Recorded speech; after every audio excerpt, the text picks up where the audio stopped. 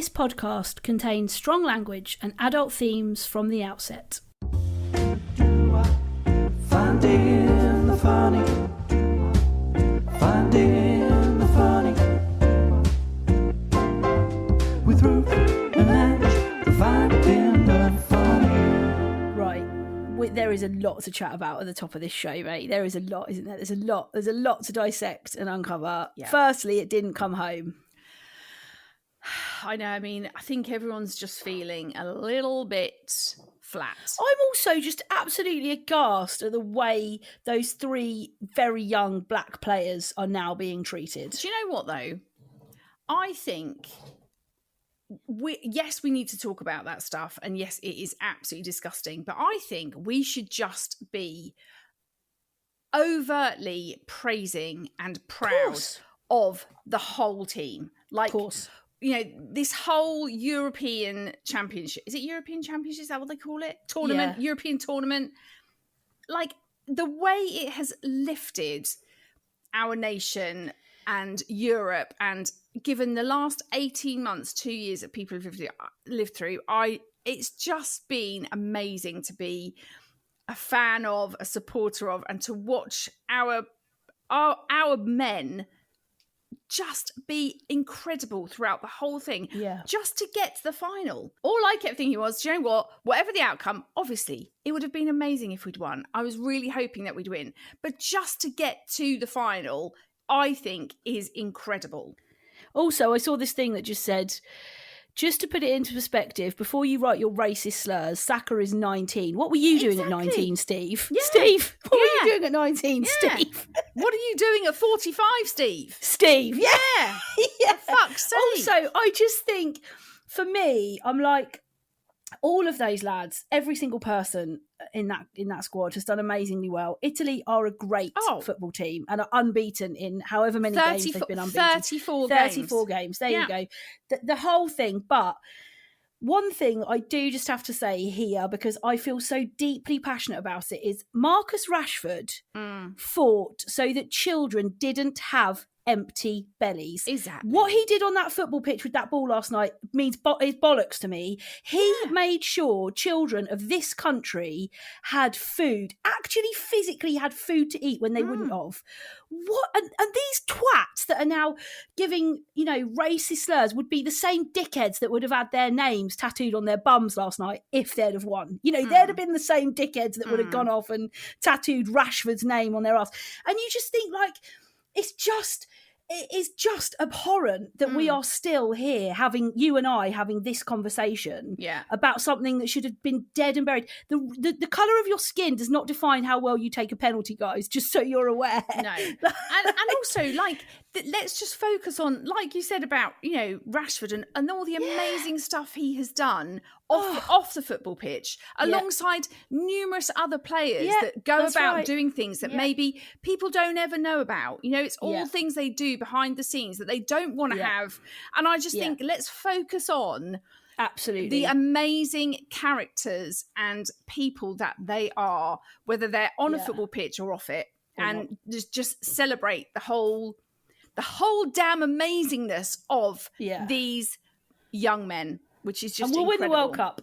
Exactly. Finding the Funny. This conversation next year on Finding the Funny will be it's come home, and it will have come home from the whole world, not just from you. It's coming home from Qatar. We are going to win the World Cup.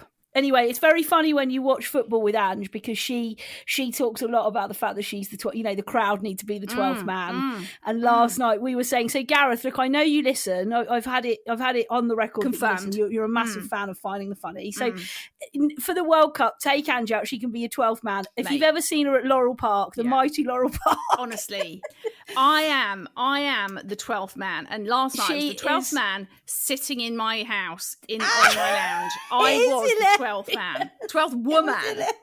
Yeah, she just keeps every so often. She's just like, it'll be a bit silent. And you'll just hear Ange, "Come on, lads! Come on, lads! You've got this! You've got this, lads! Don't worry about it. Let's just go. Come on, boys, let's go." If anyone ever sees me pitch side at Laurel Park cheering on my boy, then you know what I'm on about. I really am incredible. Well, look, well done, England. We're so proud of you. So So proud of proud. everything you did, everything you stand for, on and off the pitch. Yeah. Unfortunately, it went to Rome, but, you know, here we come. Qatar. World Cup. 22. We're coming for you. Yeah. Anyway, shall we? I think we should move very swiftly on to la big question. Take it down now and give me the big questions. Give me the first big question. Yeah. First question, yes, is in through from Eileen on Gram. And Eileen, just very, very straight question from Eileen. How do you feel about electric scooters? Wankers. Really? I like Oh them. God, they're like this. They're like a silent assassin. I think they are amazing. No, I think when you're driving, I was driving the other day and one literally zipped up. You know they're not supposed to go on the road. Well, this absolute twat did. Yeah, zipped up. Didn't even hear. I mean, he didn't have a helmet or anything. I didn't even hear it until he was like gone past me. I think they are like silent assassins. Take you out, take your legs out any minute. What do you like about them though? What is it you like about them? I just think I've never been on one. I'd love to go on one. Can you imagine me on one? I mean, no, let's not ever go there, Pat. Do you think I'd fall off? Yes, of course you'd fall off. Also, I just want to say straight up, I should have said this at the beginning, a polls for my voice this morning and for what my laugh will be. It's going to be incredibly squeaky because I've shouted too much over the past week, essentially. Yes. Patty's done a lot of shouting. Well, yeah, because we were fortunate enough to go to the semi-finals at Wembley, and I screamed there. Then we had the podcast awards on Saturday, which we didn't talk about in general chat. Ange and I went to the podcast awards. Yeah. It was great fun. Yeah. But there was a lot of, chatting and cheering and all of that there. Not and then obviously shouting though. You're not really shouting I was shouting left, right and centre. I was just going up to people shouting in there. You go squeaky voice. Where I go Deirdre Barlow or Deirdre Rashid. I go up. You go down. Yeah, I go very, deep, very, into the depths. I go very depths. Yeah. Whereas I tend to go. You go real squeak. Yeah. But what do you like about electric scooters? I just think they would be great fun. I love the idea of just being able to jump on a scooter and it just whizzes you around. Wouldn't you be terrified though? No. I mean, I probably would to start with, and I'd have to really go careful, take it easy initially. But I think once I've got the hang of it, that's it. You'd be zipping all over the place. Oh, there's Ange zooming around. Why don't you get one? Wow. I mean, really, they're not the most practical, are they? Why? Really? Well, you can only literally zoom on them to, I don't know, go to the post office or go to... It's not like you could go...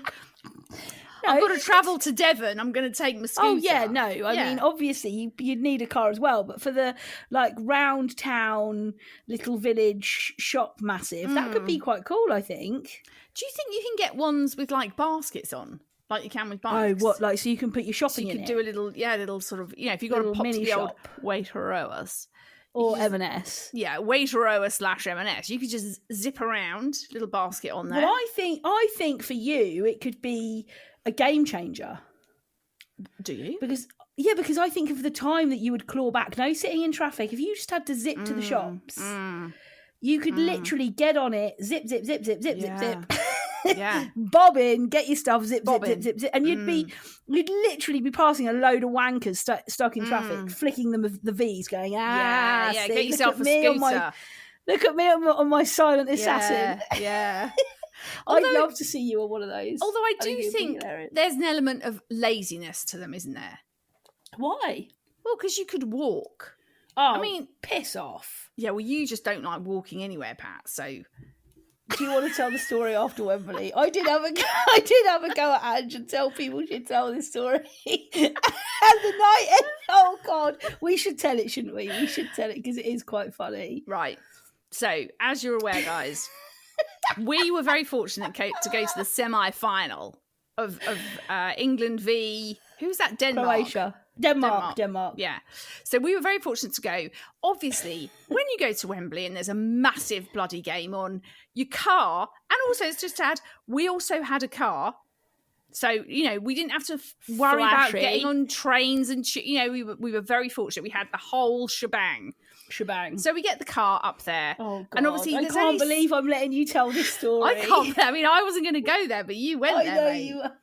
So, listen, anything for the lols. Anything for the lols. So, we get there. The car can only go so far because obviously they shut roads off. They don't allow you to. So our driver says, right, I'm going to drop you here. Great. We then had to obviously find our way up to the stadium. I reckon it was like, I don't know, 10-minute walk to the stadium. He could have got closer though, couldn't he? Well, let's just put it out there from the outside. Let's just, all Pats kept saying was, right? So we're 2 minutes into the walk up there. Pats is like, I mean, he could have got further. He could have got us further.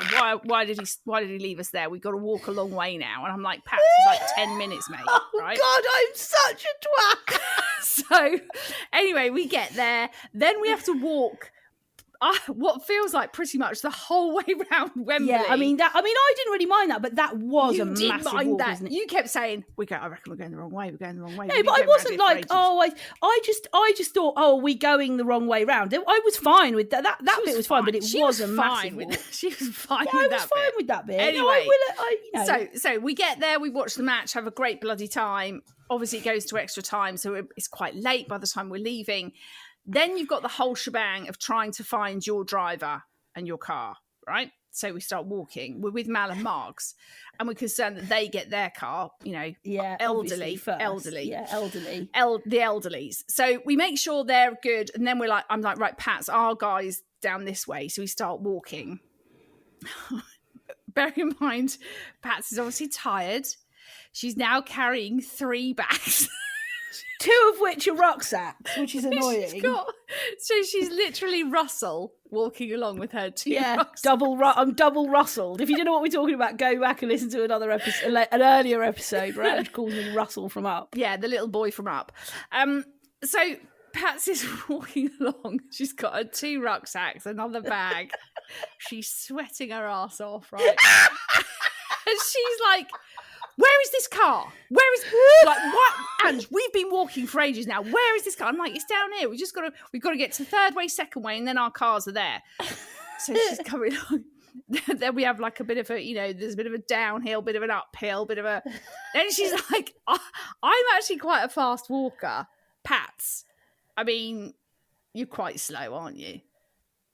Right, this has become nasty now. This is getting into fucking nasty territory. I've allowed you to tell this story and you're hamming it up to the 8th degree. Not only does she look like Russell, like a complete twat, she's sweating her ass off. She's also shit at walking.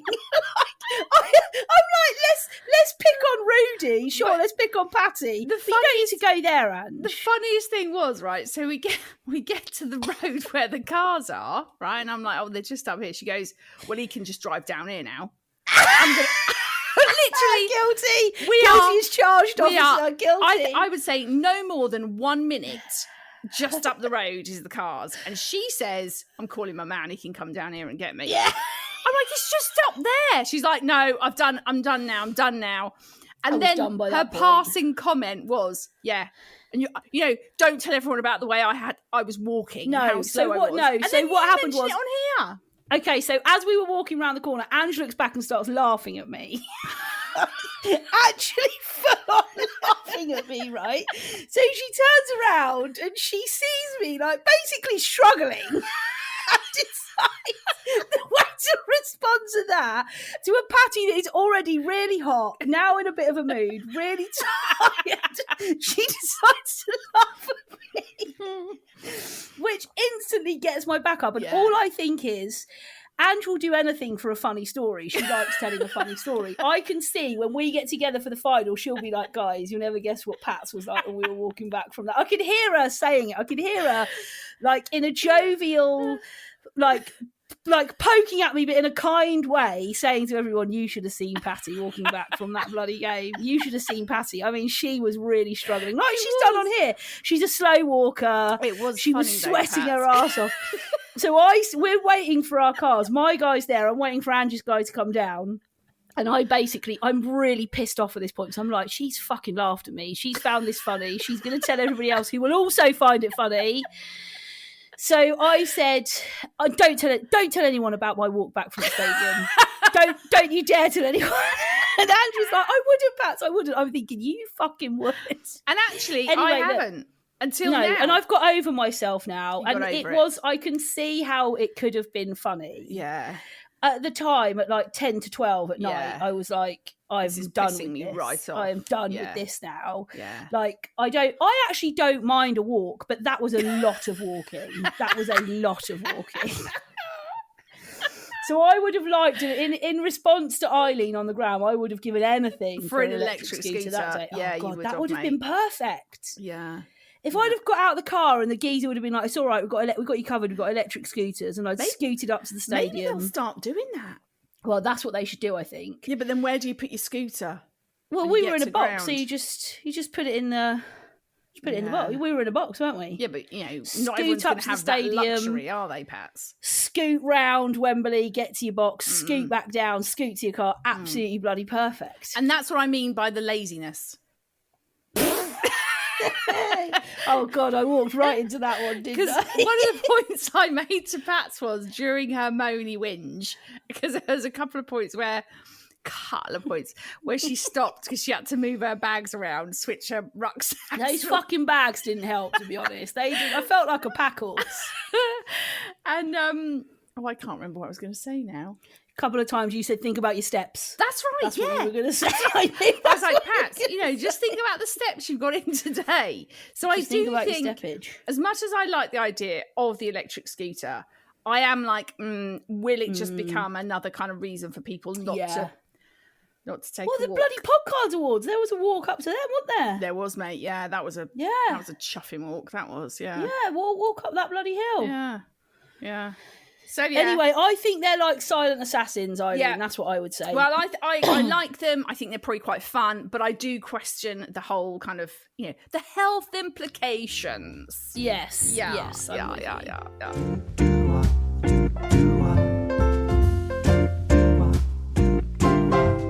Ange, what's been getting on your shitting tits? So, this has been, it's another one of those. It's bothered me for a little while. Right. And I've kind of not talked about it, but it's gotten to the point now where I'm like, I've got to talk about it. I've got to share the stuff that's really getting on my tits. Yeah. So the thing that gets on my shitting tits is celebrities, mainly in the US of A, but I feel it's infiltrating us now, which actually pisses me off even more. But celebrities who are throwing ridiculous parties for their 6-year-old kids. Haven't we done this? No, we have not done this. We've done the whole Halloween vibe. Okay. Dressing up your house for a shitting Halloween or Christmas or whatever it is. Yeah. Have you seen of recent Cardi B? The party she has thrown for culture. What's her kid called? Culture. With a K. The girl is called Culture with a K. Culture B. Culture B. Well, she's probably, because who's the geezer she's with? The guy from Migos. But yeah, she's probably got his. She's probably got his surname, whatever that is. But yeah, let's call her Culture B because she's Culture B. Culture B, right? I think she's recently turned 3 years of age, right? And she has thrown the most ridiculous party for this 3 the girl was in a carriage. No, she was on a horse. She was on a horse dressed in this massive pink gown, right? On a horse. The Migos guy, the dad, was stood by her on the horse, leading her through this like fucking arches of shitting balloons, arches of them, literally like a tunnel, like probably the distance of like the Euro tunnel, right? Through these arches, out to this like basically castle that's got real life Disney princesses that are like in boxes, like they're toys, honestly, it's the weirdest. Yeah, it was just weird. And then it just got me on to, like, you know, Kim K, Chloe K, the Kardashians. She's done one recently for her daughter True. Well, you're saying it's infiltrating here. I don't know if you saw the party that Rochelle and Marvin Humes threw for Alea. That's what I'm saying. Yes. Like, ridiculous. They, like, apparently they're like, is she 6 or 7? Yeah. She's massively into, like, California for some reason. She's never been, but she's obsessed with California, which I find weird in itself. Yeah. Well, you know where that's coming for a child, the age of, like, 6 to be obsessed. Like, obsessed. Rochelle actually said she is obsessed with California. Yeah. And so they did, like, a Beverly Hills hotel themed party. Yeah. It was basically Alea. Is that how you say it? Alea? Is it? I think it's either Alea or Alea. I can't remember. Alea May, I think it is. It was all Alea Hills, wasn't it? Oh yeah, like, everywhere. Hills. And then like a big rose wall. Yeah. They had people making cocktails. Yeah. The party bags, the food, the amount of food for like 12, 6-year-old kids. Yeah. Exactly. And because I saw all the food and I thought, oh, that must be for the adults as well. No, she then took a massive picture of the platters of food for the adults that were there as well. Yeah. Oh, like, and it, because she was on my list. Cardi B, Kim K, Chloe K, Rochelle Humes. Yeah. Then I'm like, I mean, it is just ridiculous. Like, I'll tell you what it is. I'll tell you what it is, Ange. I'll tell you what it is. It's obscene. It is. That is it, Pat. It is obscene. It is unnecessary. Yeah. Also, you think, like, so let's take Culture B, for example, as an example. Yeah. She's had a horse, she's had the balloons. Yeah. What? I mean, obviously, Sweet 16 in America is a massive birthday. It always has been. And hell. MTV obviously did that show, My Sweet 16. Phenomenal show. Loved it. Amazing. What the hell? They've got nothing left now, have they? They've put her on a horse. They've given her a castle. Yeah, I know. I mean, what the hell is her Sweet 16 going to be like? Yeah. Well, and that's the thing, isn't it? She's 3 and she's had all this shit. What? I mean, what? Even let's not even get to 16. What happens when she's 4? You know what her Sweet 16 will be? It'll be like a load of men, you know, like this. I watched one of those, My Sweet 16 on MTV, and this girl was basically carried in by 4 men. Hunks. Hunks basically, in next to nothing on one of those big, like, what looks like a magic carpet thing. Yeah. You know, she like was sat on the top of it. Thing. Yeah, and she was paraded in around everybody while the girls cried. There were girls at her party crying, going, "Oh my God, she just looks so amazing. She's so beautiful." Yeah, honestly, this whole shebang with Culture B was. Well, I mean, I was watching it in utter disbelief. Like, on this the thing is, she won't have a fucking clue what's going on, will she? No. Well, I think half of the time I'm looking at Culture, and she's literally like glazed over. Yeah. She's like, "What the hell's going on? I'm on a horse. I'm in a big pink dress. There's balloons everywhere. There's women dressed up as princesses, looking like they're toys, but they're real." I mean, it's just like it was fucking with my mind. Yeah, and you're not 3. No, exactly. You're not 3 and you weren't there. No. Like, and I think it's been a big thing in the US of A for a long time. And I think it's another one of the, it's like the whole Halloween shit. It is infiltrating. It's infiltrating our people. And there are people also becoming massive dicks. And I do have a massive problem with that. Yeah, I agree. I agree. I think as well, it's just like it's just not necessary, is it? Just have a little low key, have your mates round, get some nice presents. I mean, they're 3 or 4 or 6 or 7. Like, you just don't need to be doing it. No. Have a cake, have a few friends round, maybe have a bouncy castle. That's it. That's all you need. You don't need to be sticking around with horses and carriages and bloody Beverly Hills shit. I know. It's also oh God. Well, that is irrelevant to the likes of Cardi B, isn't it? But also, it's also not. It's not about the kid at that stage, is it? Do you know what, Pat? You have just nailed that there. You've nailed it. It's all about as parents what you are doing and what it looks like. It becomes a pissing contest. Yeah. Becomes a pissing contest, basically. Who can piss up the wall the highest and make it look like they love their kid? Yeah, well, today it's Cardi. Yeah, and it's like, actually, Cardi, that doesn't show me that you really love your child. It just shows me you've got loads of money to throw at it, which is a completely different scenario. Yeah. Anyway, good. That's a good shitting. I'm with you. I think it is obscene, obscene and disgusting. Disgusting.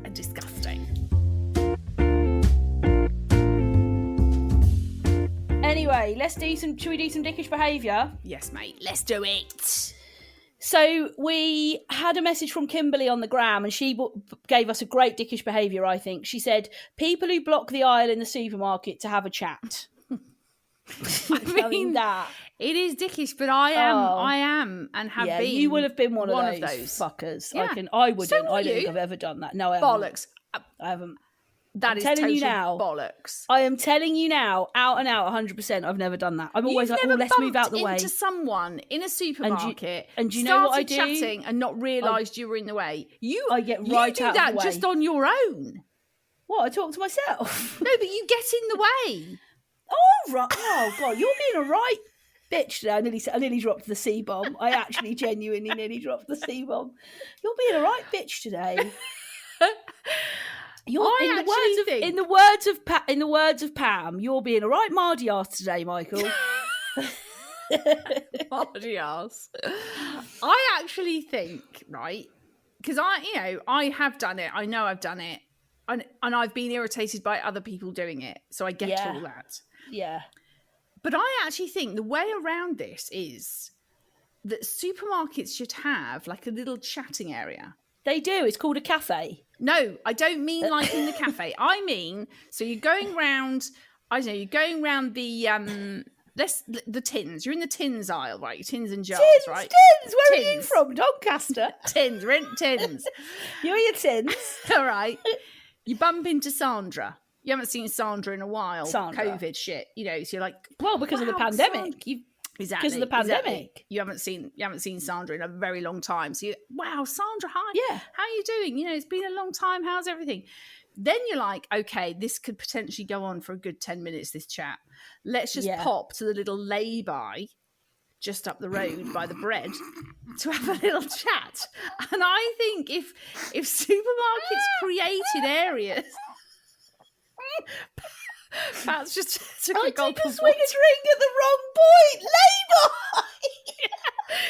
Like a little lay-by. Supermarket lay-by. Yes. I honestly think this is the key. And God. I think supermarkets could actually win people over with their lay-bys.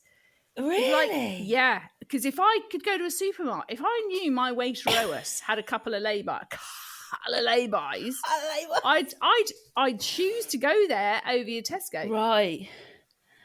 Because you'd think if I bump into Sandra, I can bob into a lay-by and have a chat. I know. There's a couple of lay-bys, one by the bread, one by the, I don't know, the drinks, one by, you have a couple of little lay-by meeting points just for those moments. Around.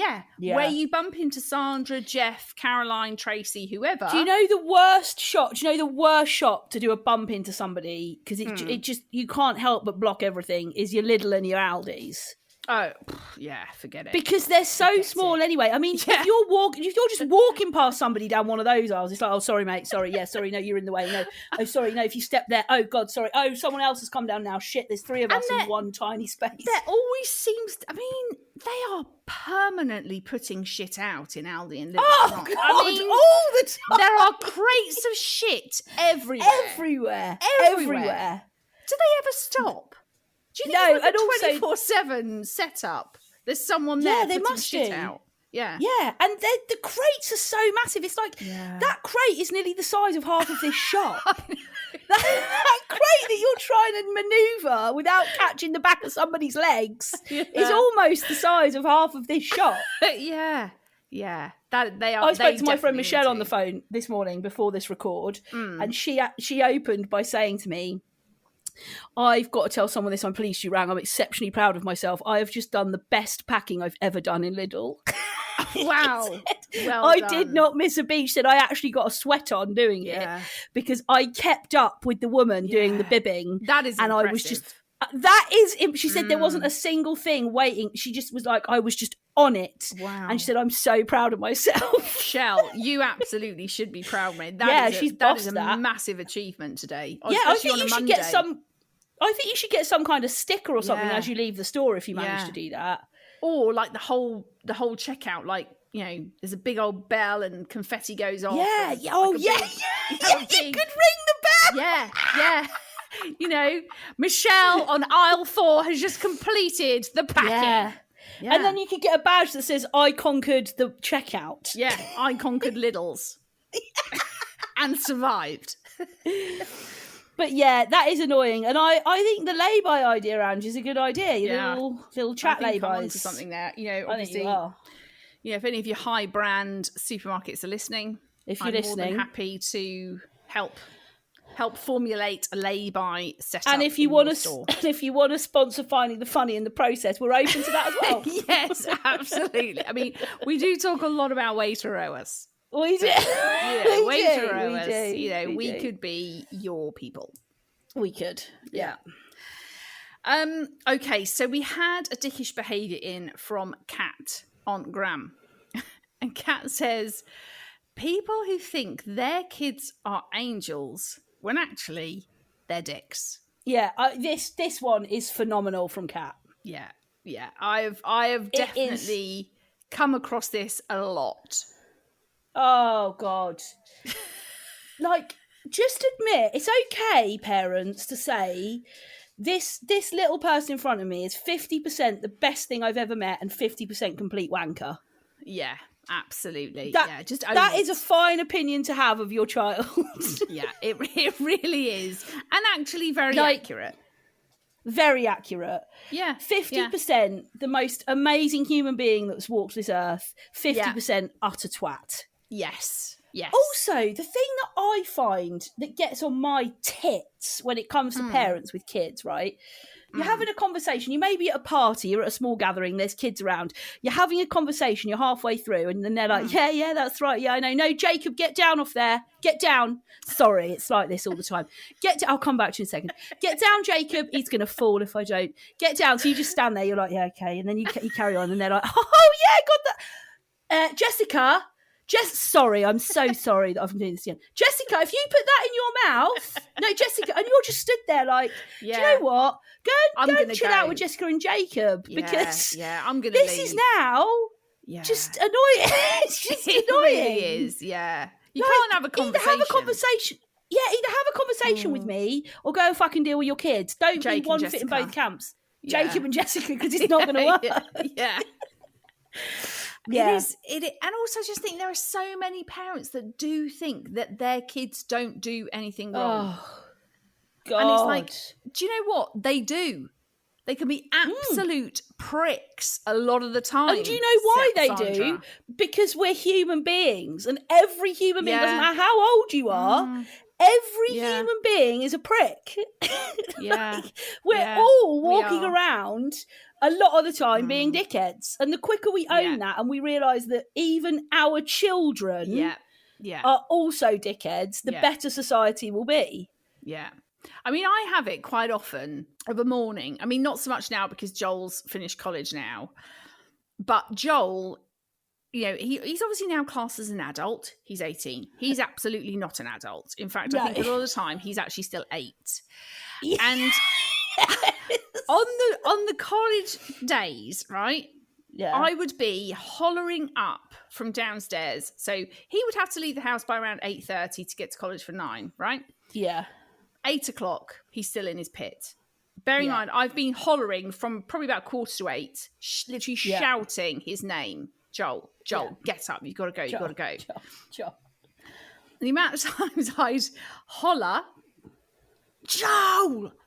And then literally I'd go, he's such a prick.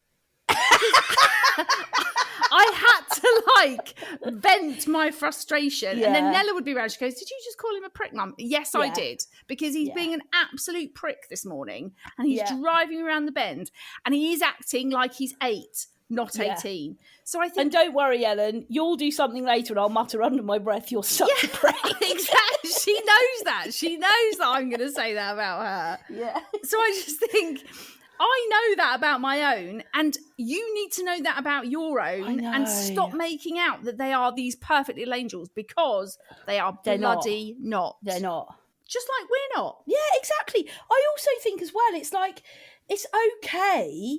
You can still love somebody with the whole, like, I mean, obviously we don't have kids, so I don't know what it's like, but I love Matthew with every part of me. I love you with every part of me. I love Mum and Dad with every part of me. I love Jake. Like, there are, I mean, I suppose Joel and Ellen are the closest thing that I've got. And I absolutely love the bones of them. I'd walk barefoot to London and back. I would do anything for them. I mean, that's saying something given Wednesday. For me, that is saying something. But there are times where I look at them and think, you're being a right prick. Yeah, exactly. And that doesn't mean I don't love them. That doesn't mean I love them any less. No. So look, guys, if you've got kids, it's okay. I also, there was this, I can't remember who it was. It might have been Hurrah for Gin, this account on Instagram, and she talks very openly about her kids, you know, that they're the most amazing thing she does. And she did, I don't know whether it was a post or a story, but when her kids were younger and they started having tantrums, they would just start, not in earshot, but they'd just say to their friends, I know he's being a right wanker at the moment, isn't he? I know he's such a wanker. Like, look at him rolling around on the floor, what a dickhead. She just started sort of openly owning it, that when they behaved like that, it's like, you can roll your eyes. I know he's a twat. He's being a twat. It's fine. He's my It's twat. totally fine. Yeah. So, don't go there. Now, I requested this don't go there, didn't I? You did, Paz. I mean, it was quite a... Yeah. I was quite shocked by this request, to be honest. Were you? Why were you shocked? Why were you shocked? We should probably say what we're going to talk about, shouldn't we? And then I'll ask you why you were shocked. Let's say it, yeah. So I'm pretty sure I'm having a midlife crisis. Right, so hence my shock, and I'm now wanting to know why you think this is happening to you. Well, I have noticed that since I turned 39, like I've never really had an issue with getting older. I've always, you know, you and I have often had conversations, haven't we? And you've said, oh, you know, I can't believe I'm going to be such and such age next birthday. And I've always been like, it's such a privilege to get there. Lots of people don't make it. You know, we've had people in our own family that haven't made it to certain ages, and it's desperately sad. And I've always counted getting old as a bit of a privilege. And I think, it's just a number. And I would say I've always been pretty measured about getting older. Sure. Yeah. And I've always been able to sort of say, come on, it's just a number. It doesn't mean anything. When I turned 39... I was just like, well, this is shit. Yeah, mate, that's exactly how I was. And exactly since I turned 39, like 2 months ago, I've just been like, this is all fucking shit. Yeah. So I Googled, I mean, Brené Brown has written a brilliant, I think I sent this to you, Ange, but she's written a brilliant blog post. She calls it the midlife unraveling. Yes, yep. Rather than the crisis. Yeah. And I think unraveling is a sort of better use phrase of words than crisis, really. Yeah, crisis. But anyway, I was so like, I've sort of held quite a lot of this in because I do still think it's a privilege that I'm here at 39 and I hope I make 40, and that is, but I've sort of kept quite a lot of this under wraps, which is unusual for me because I am quite a sharer, especially with people that are very close to me. Yeah. Yeah. But for some reason I found this really difficult to talk about. So I Googled midlife crisis and there was a list of things that came up and I ticked 5 out of the 2, 4, 6, 8 criteria. Okay, yeah. So the top one is feeling unfulfilled in life. Since I turned 39, I have felt so unfulfilled with the life that I've got. Yeah. Like, I just am like, where have those last 39 years gone? Yeah. Where have they gone? Intense feelings of nostalgia and chronic reminiscing about the past. I have not been able to stop thinking about my late teens to like mid-20s. Just that desire to be back to there. Go back and there. Part of me, I'm like, God, I hated, like I'm in such a better place now in terms of I feel more together, but just to be back there, not knowing what was waiting for me, not knowing what Yeah, and also not knowing what shit was going to come our way. Like, not just feeling much more carefree about life. Yeah. Feelings of boredom, emptiness, and meaninglessness, that has been chronic for me. I have felt so bored with my life since I turned 39. Dramatic changes in behaviour and appearance. So there hasn't been that, but I have become more obsessed with my appearance than I ever have in my life. Really? Yeah. In what way? And I think your response to that shows that is so not me. Yeah, totally not you. I know. I don't think I've ever heard you ever say that. I know. I have become so bothered and impacted by my appearance, and that is so not like me. Yeah. I know. It's weird. It's very weird. Constantly comparing oneself to others who seem happier and more fulfilled, and intense feelings of regret. There are a couple of others in there that I don't fit, but I basically went through them and I ticked them, and I was like, God, there is some real shit going on for me. And it is. I do think I really struggled with turning 40. As you know, I really did. I had these and so many of the things you sort of mentioned there, I had these moments of just going, what the fuck? I'm hitting 40. What do I actually have to show for this 40 years of life? Yeah. And and I hadn't felt like that about any other age. I turned 30, it didn't really bother me at all. Same. Turning 40 just absolutely really played with my head, really impacted me in those exact ways that you're talking about. And I don't think there are many people that don't hit that sort of age, that sort of milestone, that don't feel the things that you're feeling now. I really do. Some people, it will never bother them, whatever age they are. They can turn 40, 50, 60, it just doesn't worry them. But I think most people would say that hitting those kind of really big ages of I think 40 plus, I'm already thinking about the fact that I'm now on the other side of 40, that I'm actually nearer to 50 than I am 40. Yeah, and that already is starting to kind of play on my mind again a little bit. So I think it's actually quite natural. I think it's quite a natural point to get to. I think it's quite natural for you to sort of have a little bit of a re-evaluation of where you're at. And I actually don't ever think it's a bad thing. I really don't. As much as it probably does evoke maybe some feelings and emotions that you maybe don't particularly like or want to look at, I actually think it's not a bad thing to just kind of take a bit of stock of where you are in your life, what you are happy with, maybe what you're not happy with, things that you might want to say, do you know what? I want to make my 40th year different, or I'm going to do some stuff in my 40th year. I'm going to change some things. And I think you're right in the sense that the word crisis, it's not a good word, is it? No, it makes it sound like you're falling apart. And actually, I don't think that is the case. I just think it's a point in your life that you're able to just go, okay, I'm hitting 40. Yes, that is a huge privilege, like you say. So many people don't get there. So I think it is that element of actually it's a privilege, but I think it is a point in your life where you can just evaluate things, have a look at your life and where you're at. I also think in my whole life I have massively underestimated the feeling that nostalgia can give you. Oh, totally.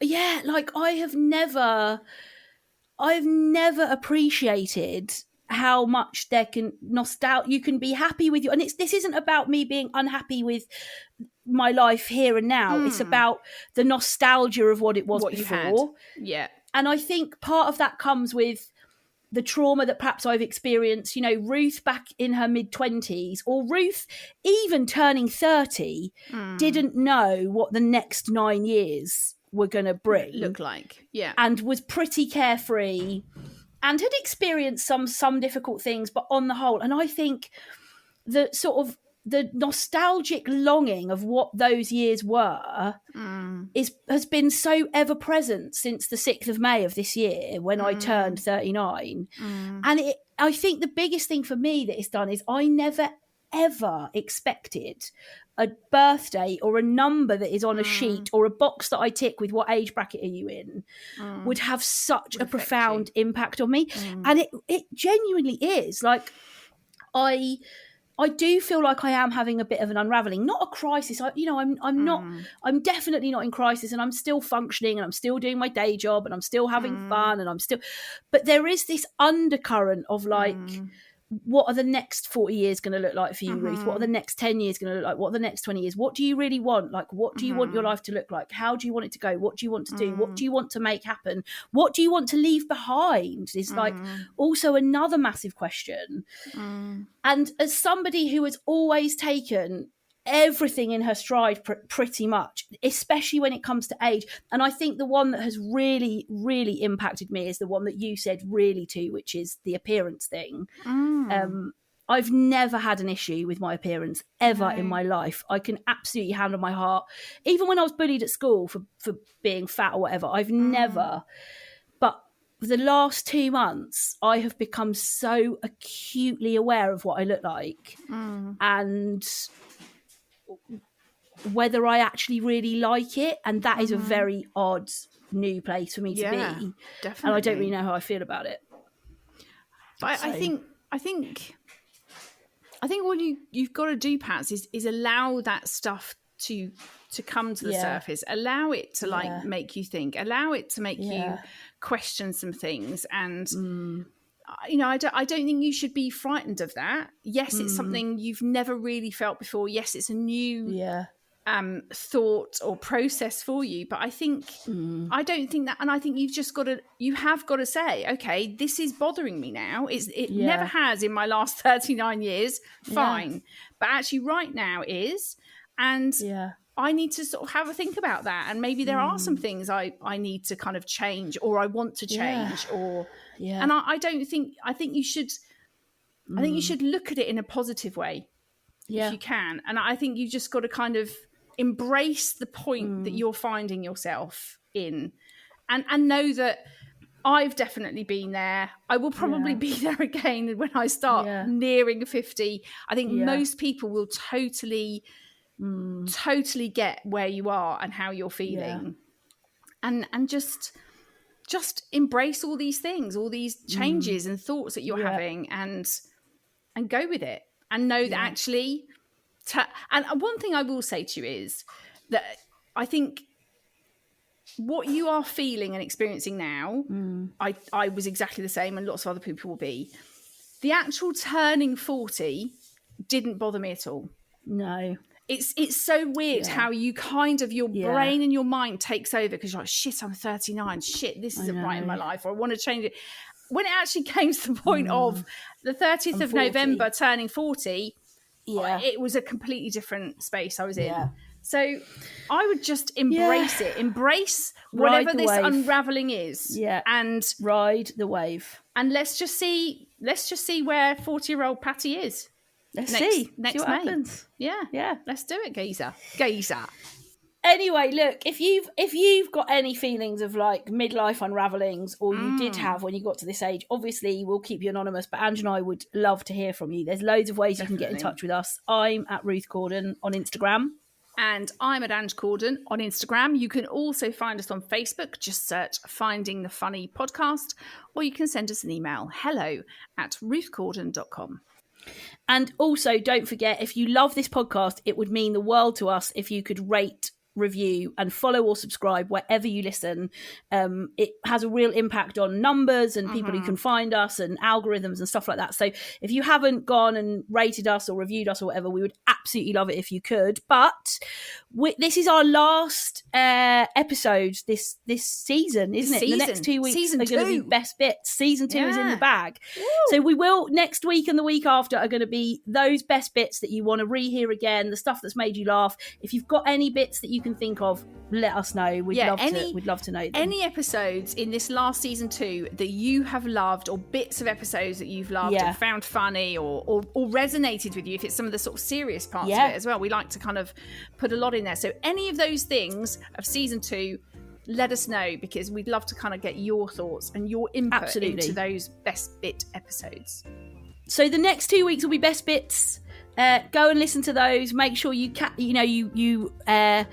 re-listen to those bits that really made you laugh. We're then taking a 2-week break, so we won't be around for a couple of weeks after that. But we'll be back really soon with season 3, helping you to find more of the funny.